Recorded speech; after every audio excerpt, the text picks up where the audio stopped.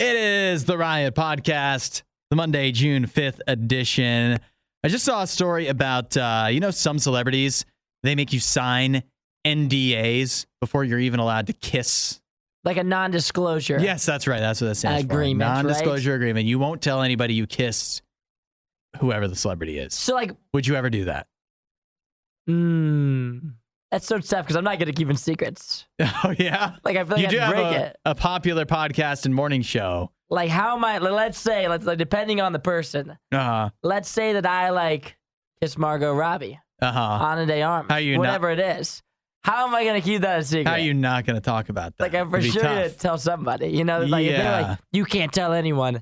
I'd be like, can we make it, in the contract where I can, at least tell, all my boys? Like, they got to know that I'm, I'm him now. So they need to have to know that. Yeah, but you can tell them, then they tell somebody maybe. I don't know what that would come up. Why one of your friends would be like, hey, my buddy Isaiah, you know what he did? Kissed Ana de Armas.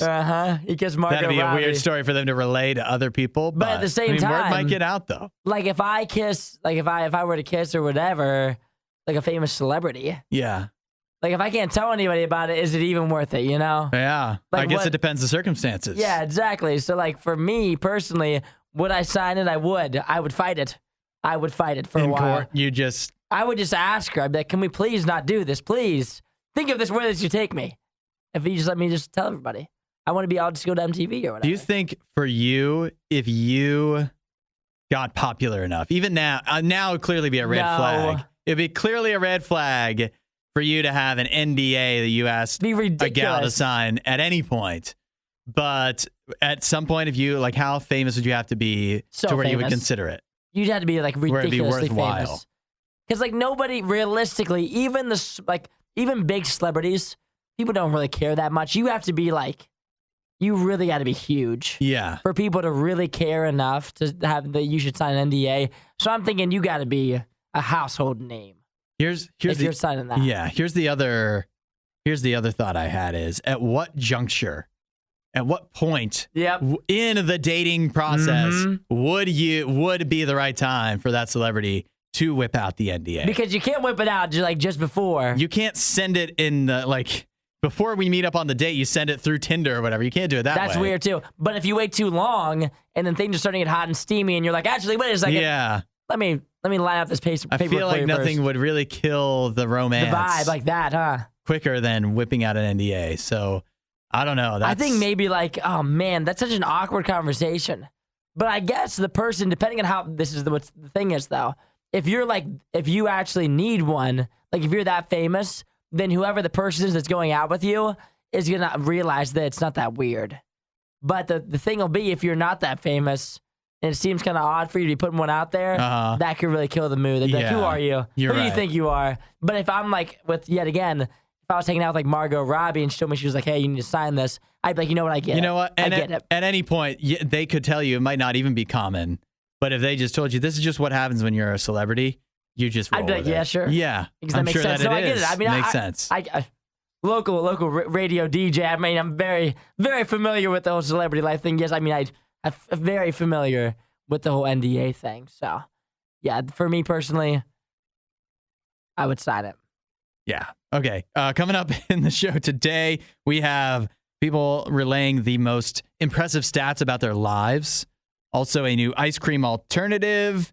And things that bother you when you're trying to sleep. And I have that's actually the first thing we talk about. I have a life-changing tip for anybody in a relationship or that imagines they might get into a relationship one day. I've got something that will really help your sleeping situation. And so that's coming up next. Anything to add? We'll see you guys tomorrow. Good show. Catch you next time. See you guys. Disinformation, mispronunciations, bad impressions. That's Hudson. This is The Riot on RadioU. You probably heard this at some time in your life. You can't sneeze. It's impossible to sneeze with your eyes open because your eyes would shoot out of your face. They'd pop out of your skull if you did. You heard that before? I've heard similar things. I've heard you can't sneeze with your eyes open. It's impossible to do. Yeah, it's impossible. I've never heard the exploding eye thing. Yeah. But it makes sense. It would make sense. If it is impossible to sneeze with your eyes open, it makes sense. That's your body's way of holding your eyes in so they don't explode. But I can debunk both of those things right here because I have a woman from Brazil, 22 years old, that taught herself to sneeze with her eyes wide open. And her eyes are still in her skull.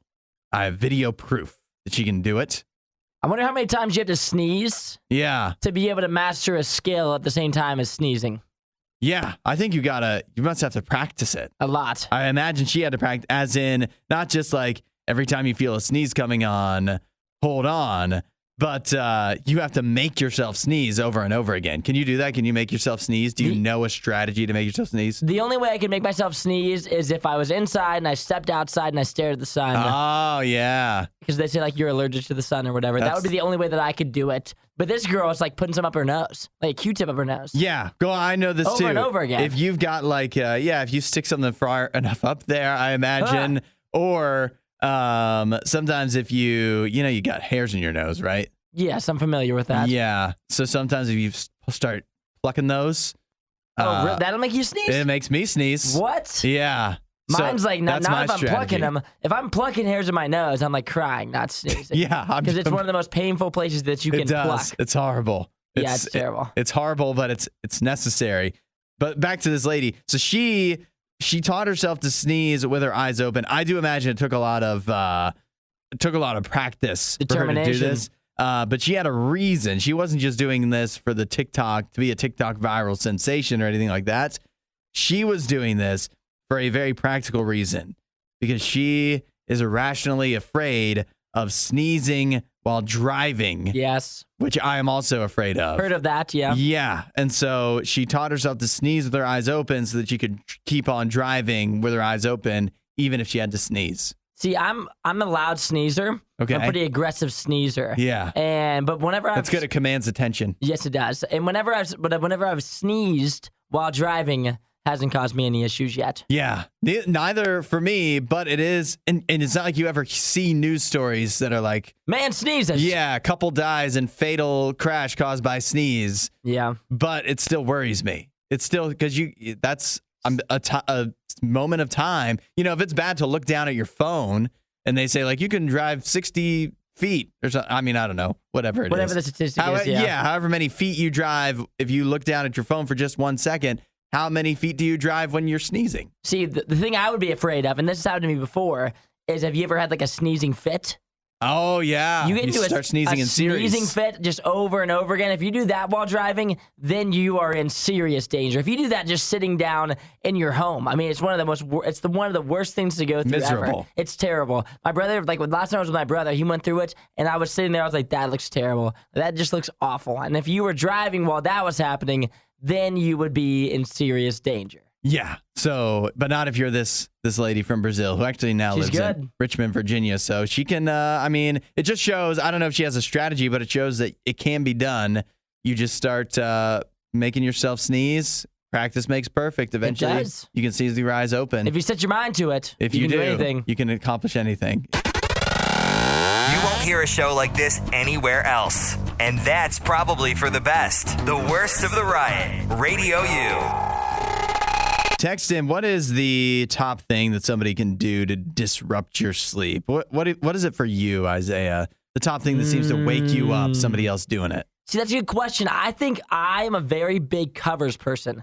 Like, I need to be under the covers. If I'm not under the covers, I am upset. I'm waking up. Even if my feet are out of the covers, I just really? feel cold. Like, I've always, even if it's like hot out, it could be warm in the room, but I still want to be underneath the covers.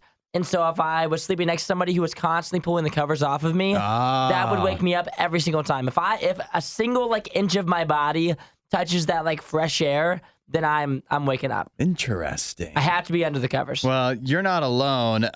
Actually, that is the top thing. Is it actually? It's tied for the top thing that a significant other could do to the other person to wake them up. The top thing that bothers people. 35% of people say that they get bothered and woken up by their sleeping partner stealing the covers. Hate it. Yeah, that's the Jim top does one. it. My dog Jim does it to me all the time. He'll go from he likes to be underneath the covers. Uh-huh. If he goes from being underneath the covers to laying on top of the covers, it just messes it up for me. Then I'm like trying to pull because he's just laying on top of them, and so I'm trying to pull him back onto myself, and he's like 60 pounds. So then it's like he's getting mad because I'm moving him around. It's a whole disaster. So he does it to me like every single night. I don't know that this will help you very much with the dog, but I'm going to give some life-changing advice to so many people in relationships where this is an issue. I guess 35% of people, you get different sets of covers. Just 2 of them? You get 2 covers because here's 2 problems that solves. One, it averts the situation of your partner taking the blankets, even just moving around so that it jostles your blanket so that your foot becomes uncovered or whatever it is. There goes that issue. And 2, then you can have different levels of how much cover you need because me and my wife, we're not always the same temperature. True. So we do have to agree before we go to bed. All right, who wants the thick blanket? Who wants the light blanket? Yep. But it allows you to be sleeping at different temperatures. And so I think, I don't know. I mean, honestly, maybe you'd be better off just sleeping in separate beds. But nobody wants to do that. Yeah, who wants to do? You have to get a whole nother mattress for that. It's expensive. A whole nother bed frame, but another set of covers. Another set of covers, doable. So I think I've just helped a lot of people out right there. You though, Jim's still like, what can you do with Jim the dog? Nothing. He has to be under mine. He can't even figure out the covers. I wish he could, but he can't figure it out. Now the other thing that was tied at the top of the list for things that disturb people while they're sleeping is their partner tossing and turning. Now this one is surprising. The one that came in third place, sleeping with the TV on. Really? I feel like that would bother more people. I was gonna say less people.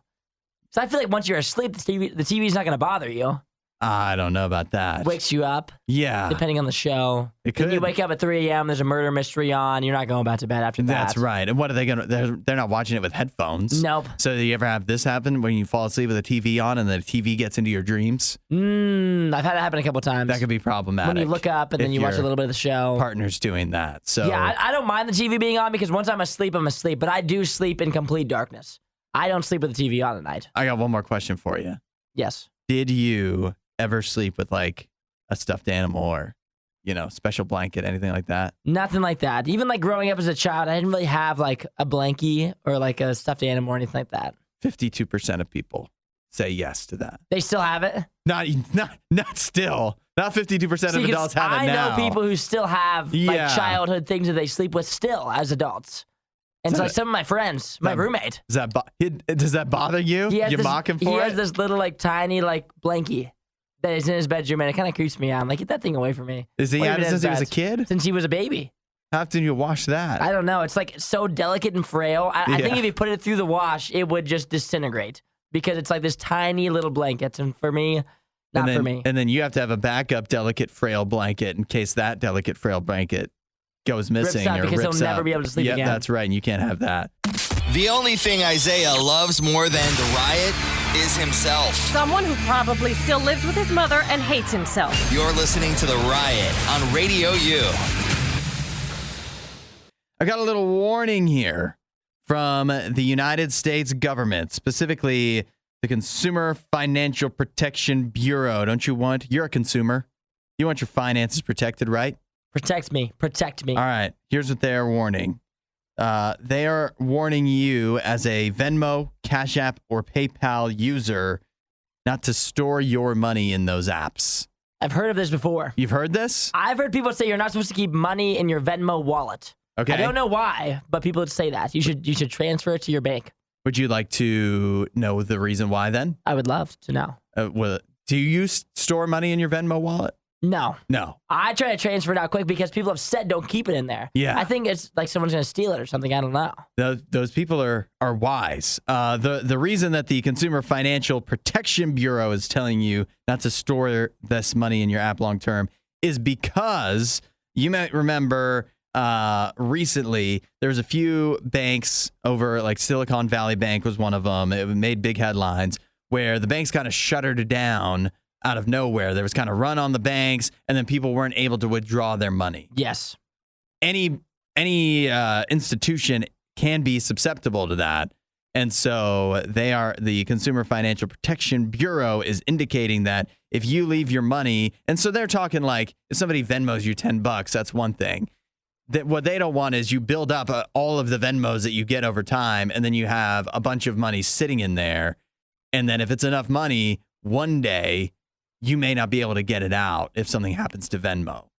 That makes sense. Yeah. So essentially just trying to, just in case Venmo just falls out. Yeah. Like you don't want to just have Which a bunch of money stored in there. Isn't exactly a great vote of confidence for Venmo, which I do believe is owned by PayPal. And you would think PayPal's been around for a long time. You'd think it'd be pretty stable. Think it'd be pretty safe. Your money be backed up there. In good hands there, yeah. Yeah, but according to the CFP here, apparently not. And Cash App included as well. You know who's not included? I don't see on this list. Zelle. Zelle. Doesn't it go, because it goes straight to your... It goes straight to your bank. So you're safe. And this isn't an ad for Zelle, but Zelle is my preferred option. Really? You like Zelle the best? I'm a Zelle guy. No fees, straight to your bank account. See, I haven't really mastered the art of Zelle. Yeah? I haven't really used it much because I've always defaulted to Venmo, and I've only used Zelle probably once or twice. Zelle people money. Is it built into your bank app? I don't know. I have no idea how I even did it. My brother was the one who was like, just Zelle me the money. I was like, I don't even know how to do that.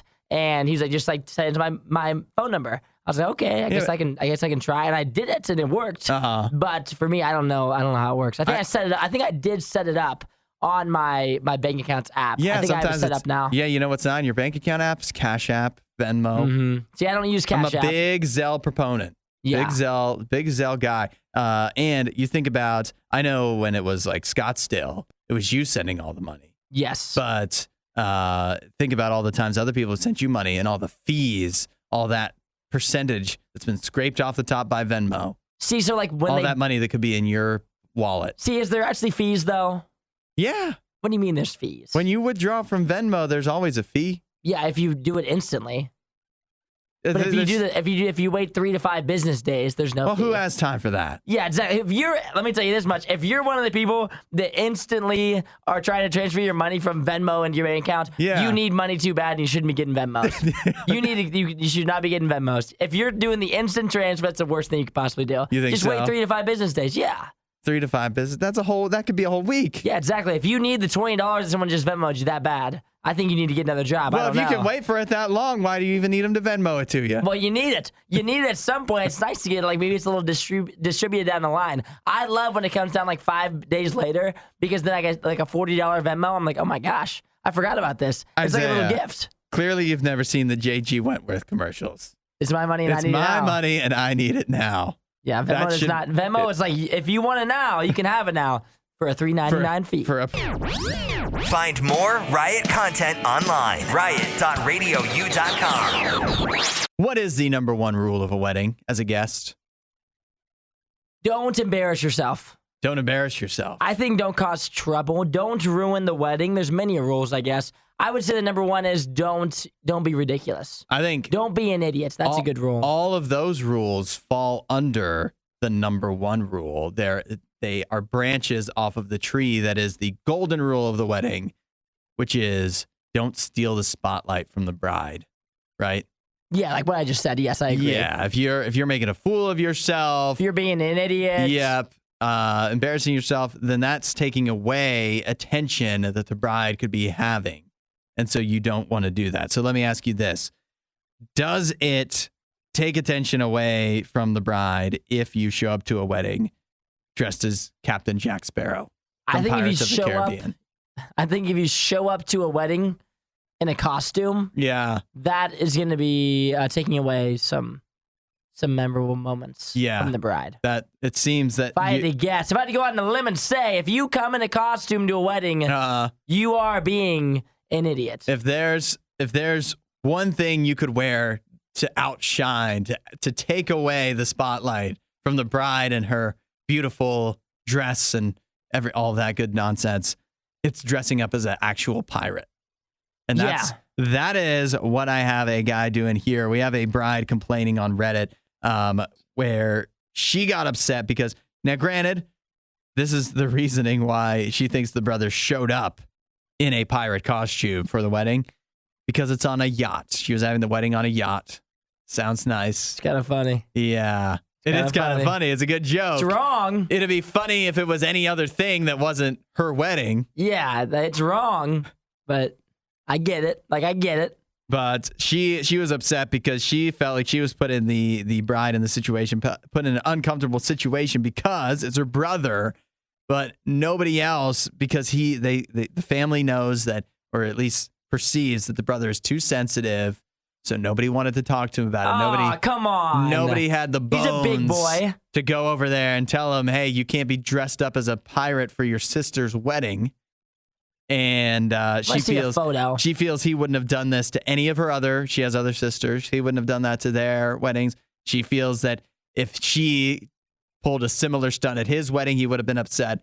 But because it's him at her wedding, she's the artsy one, and he's the sensitive one, that he got away with it. And the fun doesn't stop there, though. Not only did he dress up as Captain Jack Sparrow for the wedding, also he went ahead and interrupted the first dance.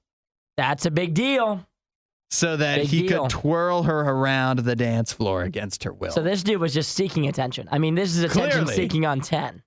Yeah, he's not Steve the pirate. He doesn't just dress like a pirate all the time. He showed up as a pirate to take the spotlight away from his sister who's getting married. Yeah, what an idiot. This is just idiotic. Egregious behavior. Oh, just ridiculous behavior. I can't even imagine. You're going to have universal support here. You're not a bridezilla, I think. No, this dude's yet again. He's a piratzilla. Like, what is wrong with this guy? Can you imagine? If he showed up to my wedding, no matter who it is, it could be anyone. Like, it could be any person. I would tell them to leave. I would say leave. It could be my phone father. Yeah, who let him on? Go home and change and then come back. Who let him on the boat? Yeah, it was an immediate no. Like, there's so much time from the beginning of a wedding to the reception at the end of the day that there's so much time to just send him home and change. Just go home. Just leave, and you can come back in an hour. There'll still be plenty of wedding left, and then we can continue on with a normal wedding. But you being dressed this way, not appropriate. Her mom should have been ripping into him. She should have told him to leave. I mean, you just have to leave. Where are your parents? Where are this guy's parents? I don't think they've helped him out a lot throughout life, it seems. Sounds like it. For him to get the ball. I think if you were the bouncer, think of all the good lines you could have said. You could have been like, excuse me, the dinner theater cruise, it's over there. I would say walk the plank, buddy. You're out of here. Disinformation, mispronunciations, bad impressions. That's Hudson. This is The Riot on Radio U. Text in 8772 Radio U. We're diving right into summer here. You have a summer bucket list?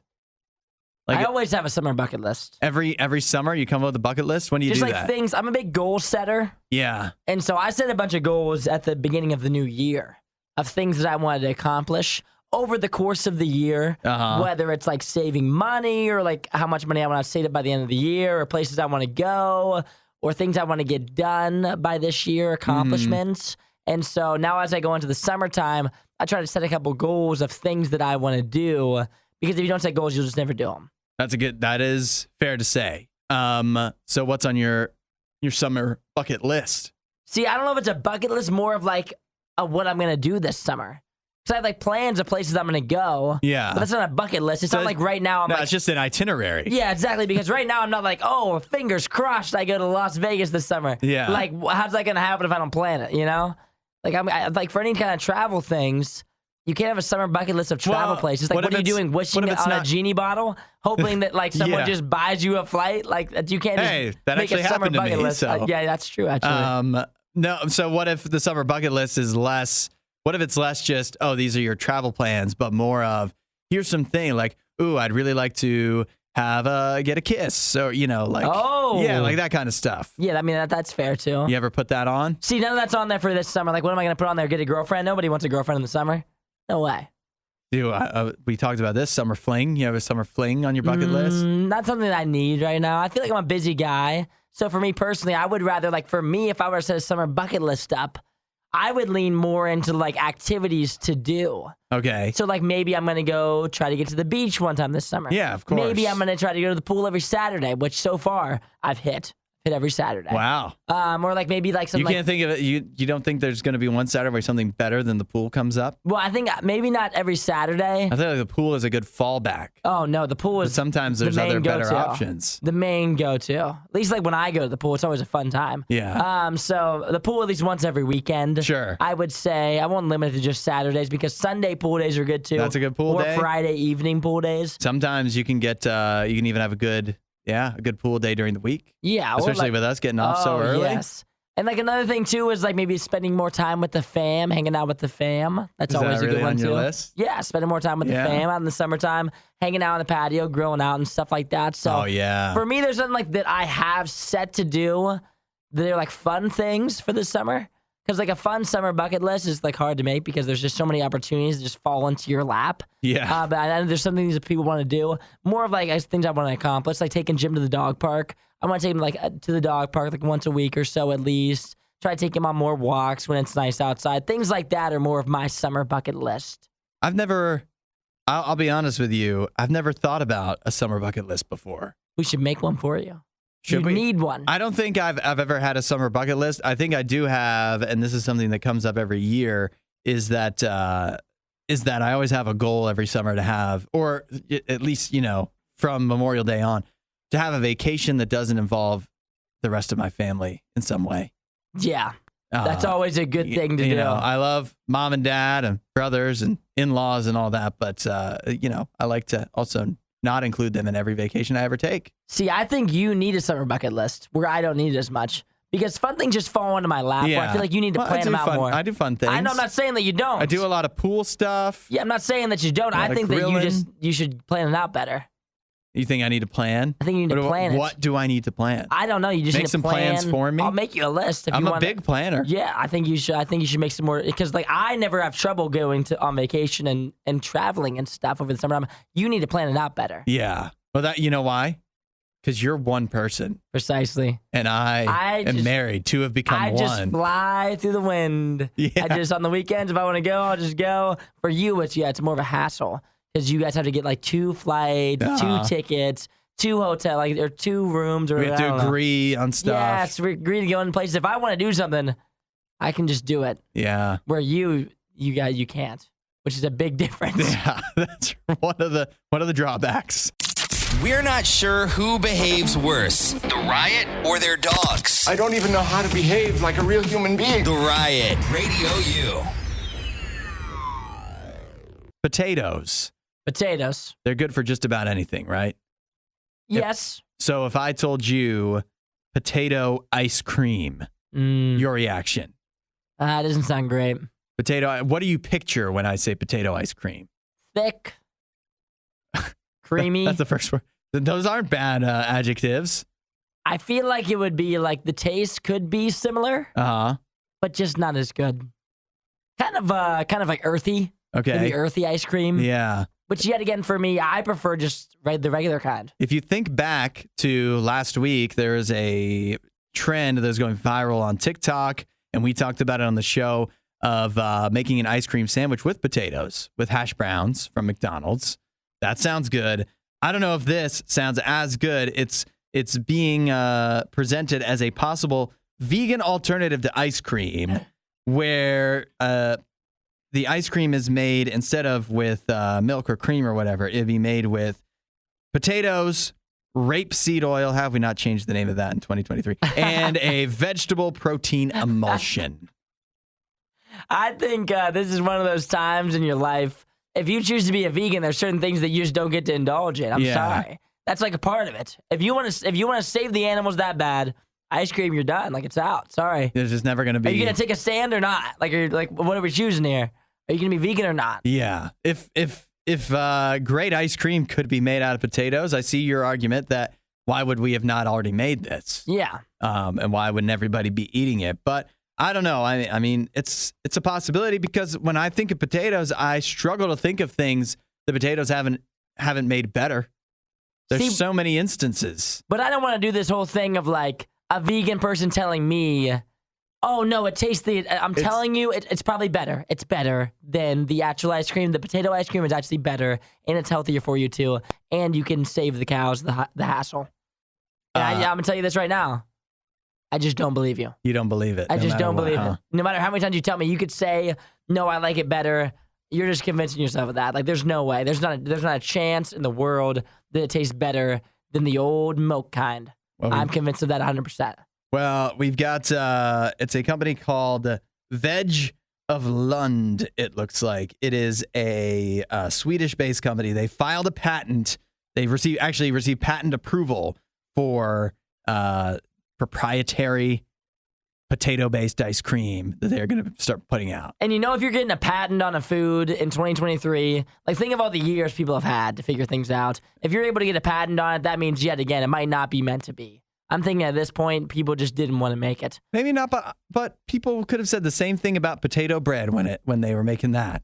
Somebody was like, we've made bread with just regular old flour for how many years, and it tastes just great. But potato bread is at least as good, sometimes better, in my humble man's opinion. Than like white bread? Yeah. That's a wild statement. Potato bread is often better. No, it is not. It is. Not even close. Are you insane? Than straight up white bread, than Wonder Bread? Yes. I'd take potato bread. Way more versatile. More versatile. It's much more enjoyable. No. Than white bread. Well, then I guess you should just do potato ice cream then. Yeah, I have an open mind to it. I do not at all. I think it's a harder venue for the potatoes to master, but I wouldn't put anything past a potato. It's like when people say, "Oh no, the plant-based chicken nuggets taste exactly the same." We know they don't. No. Like no matter how many times you put it on Twitter, nobody believes you. Like I'm telling you, you can say yet again, post a picture of them. They may look similar.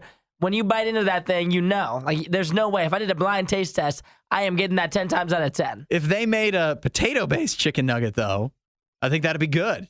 No. That'd really just be a French fry. Add a little riot to your Instagram feed. Follow @RadioU Official. The Riot. Radio U. Things that young people are struggling with. Many of the life lessons. According to who? According to a survey I've got in front of me. Some of those things that as you get older, you figure out, but you just don't want to accept. We'll right? see if I'm figuring them out. So let's see if you have got them. And accepted them. The first one, this is one that people talk about for years. The older you get, the faster it goes. Life goes faster? Yeah, life goes faster as you get older. Is that? I guess that's true. I think it's very true. I would agree. I think every year goes by a little bit quicker. I don't know if I have anything to add on that. You nothing to add? Yeah. Okay, how about this one? Next. You will be old and uncool one day. How do you feel about that? Yeah, I'm sure one day I'll get there. I am worried about that. It's a concern of mine, but I think it's pretty far off. You think you have some time before I think so. that? Yeah. See, that's the one that freaks me out that I can't even... What do you think will happen first? You think I'll get old first or be uncool first? Or will they sync up and happen simultaneously? Tough question. I feel like you're going to still feel cool, but you won't be. Okay, got it. I think you'll feel old before you don't feel cool. Got it. I think you're going to think you're cool a lot longer. That sounds... Because you'll convince yourself you're like a cool dad. That's what dads do. They're like, no, I'm a pretty cool dad. But you'll agree that you feel older because your body's going to hurt and stuff, but you won't give up being cool. I already got a bum knee. Yeah, you'll still think you're cool. You'll still think you're really funny. There's a lot of things that you'll still think. Okay. And so for anybody that's listening right now, I'm sorry. Next one. It's happening one day. How about this one? This one, as I read it, it made me upset. You don't feel different as an adult. You still feel like the same young gun that you want to wear.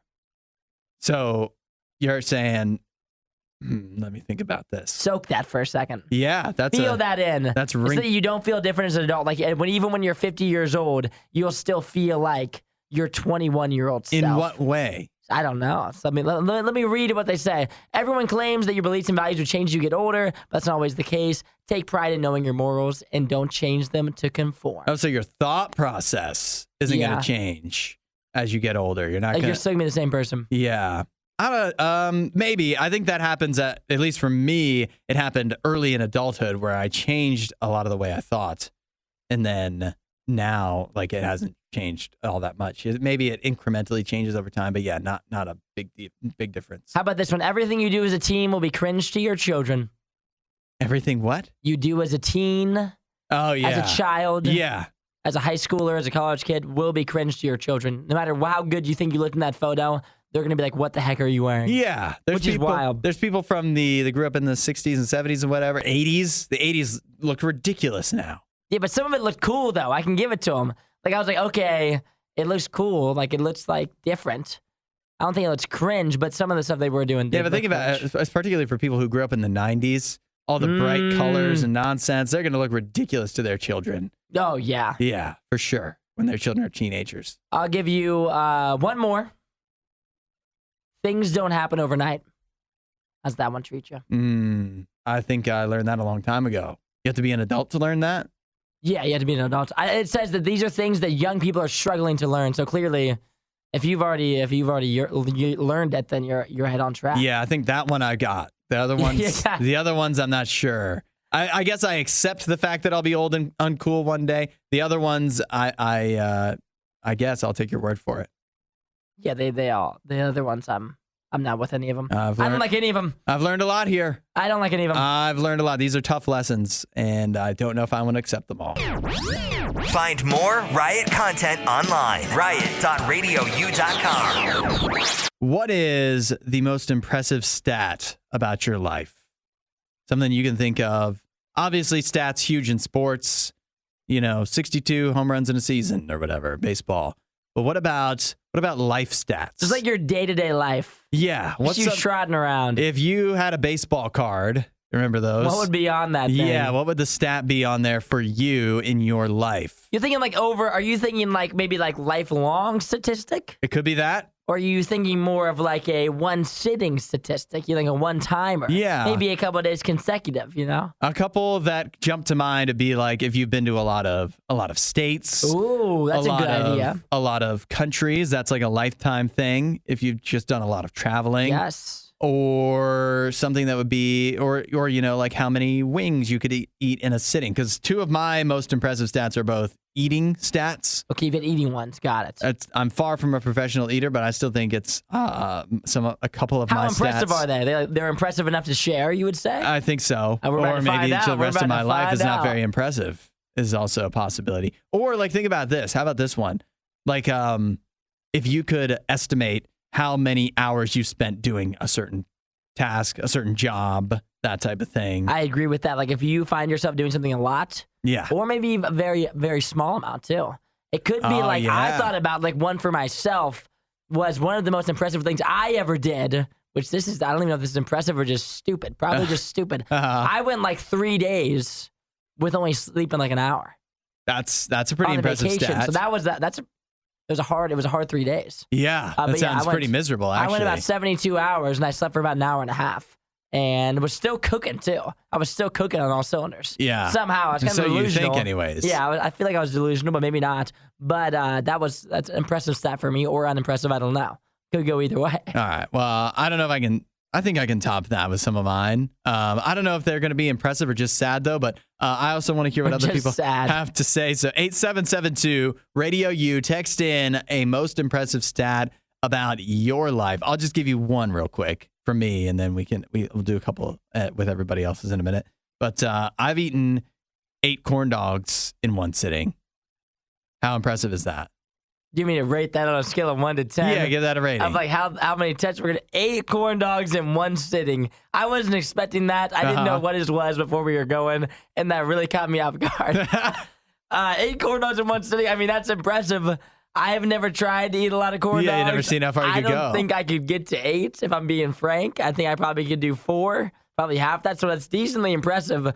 It was an odd one to start with. It was an odd one. I feel like that's one of my less impressive. I'll give that a 5.5. 5.5 out of 10. That's a 5.5. It would be enough to maybe share if you're in the right context of we're eating corn dogs. You could bring that up and people would be okay with it. But it might not be something that when you introduce yourself to a girl, hi, I'm Hudson, and I've eaten 8 corn dogs in one sitting. I'm not sure I would. Well, I never did put that on my dating profile, although I did that after I was spoken for. So if I had to do it all over again, having eaten the corn dogs I've eaten now, and I was single, what you know now, would I put that on my dating profile? Probably not. Probably not. Maybe if I'd been on there a while and things weren't going well, I might just switch it up. You might as well just throw it on there and see what works. Most impressive stat about your life. A stat you might put on your dating profile? 8772 RadioU.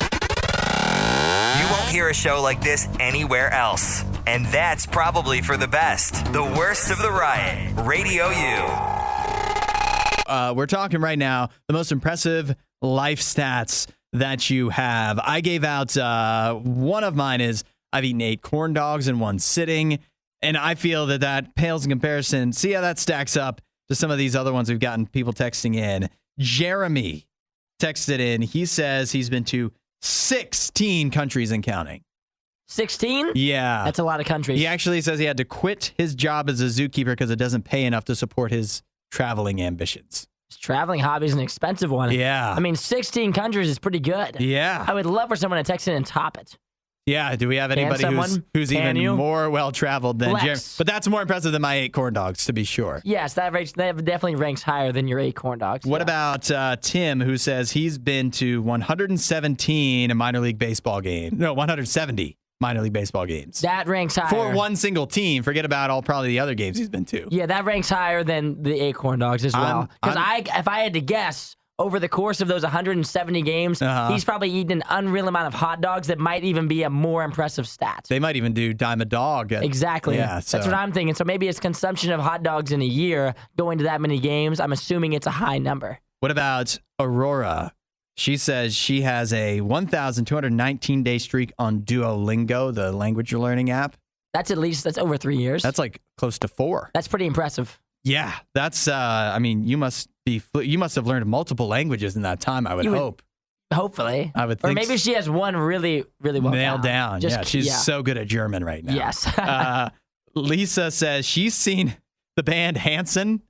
Lisa, are you making this up? 53 times in concert. 53. That's actually a good stat. Just surprising that Hanson is the band that you've seen that many times. 53 times. They do this song, Mbop. Mbop. Yeah. You ever heard that one? It's like, bop, bop, bop, bop. You never heard that? No. You're just saying that to make me sing it. I have no idea what you're talking about. And you know what? I'm fine with that. 53 times. It's a lot of times.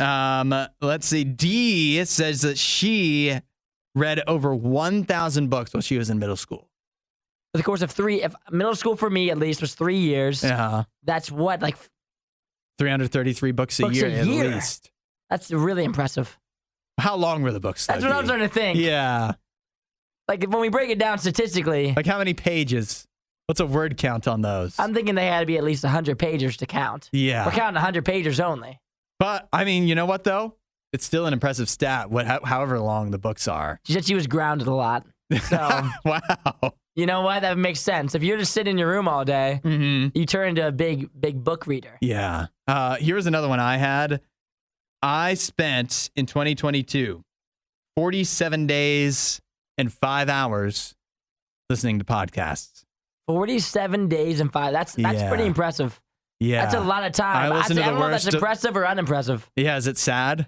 It might be a little sad. A little sad. I listened to the Worst of the Riot over and over and over. Just listening to your own voice, just in your head. Yeah. See, the only thing that I have that's a good statistic, and this is a wild one, is, and this is for the younger crowd. I've got a wild streak on Snapchat. Is that a long one? How long is it?